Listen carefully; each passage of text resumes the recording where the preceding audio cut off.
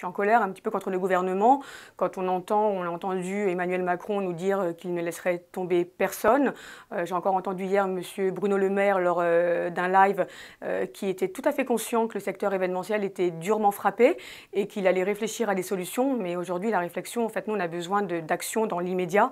On a besoin que le fonds de solidarité soit réouvert à tous, avec un critère de chiffre d'affaires et pas un critère de code APE. On sait qu'on prend des risques en se mettant indépendant, on en veut, on va de l'avant, et là, effectivement, on commence effectivement à être en colère, vraiment, vraiment, et puis dans des situations financières difficiles.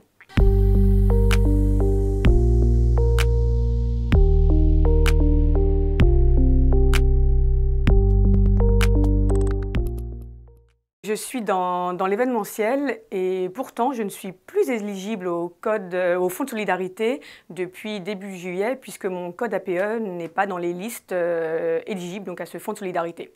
Ce qui est assez surprenant puisqu'on entend partout dans les médias et dans les discours politiques que l'événementiel est bien pris en charge par ce fonds de solidarité.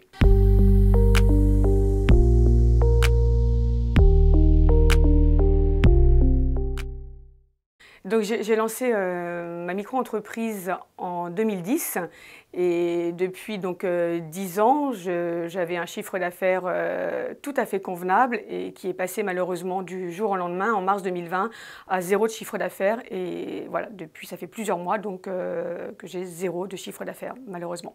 J'ai rappelé les agences, les clients qui ne prennent plus de freelance, du moins pas mon profil de freelance. Il y a quelques profils de l'événementiel qui retravaillent un petit peu, mais les directeurs de projet, les directeurs logistiques sont complètement à 0.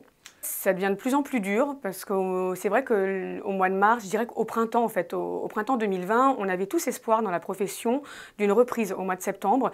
Et voilà, c'était dur, on s'est dit on peut éventuellement avec les aides, puisque j'ai eu la chance de les avoir au début avec ce fonds de solidarité.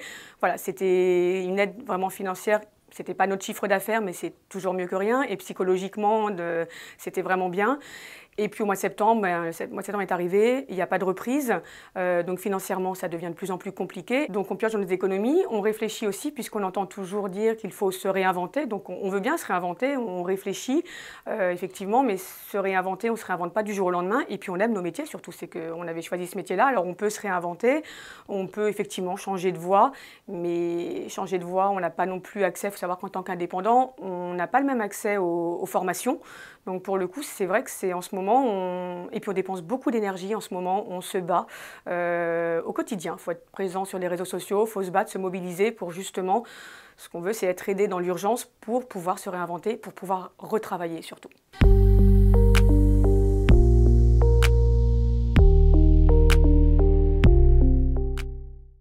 Demander des aides, c'est vraiment pas dans mon ADN et je pense dans aucun ADN d'entrepreneur. Si on le fait aujourd'hui, c'est vraiment qu'on est dans une situation d'urgence et qu'on a besoin de ces aides pour vivre et bientôt ça va être pour survivre même pour certains entrepreneurs.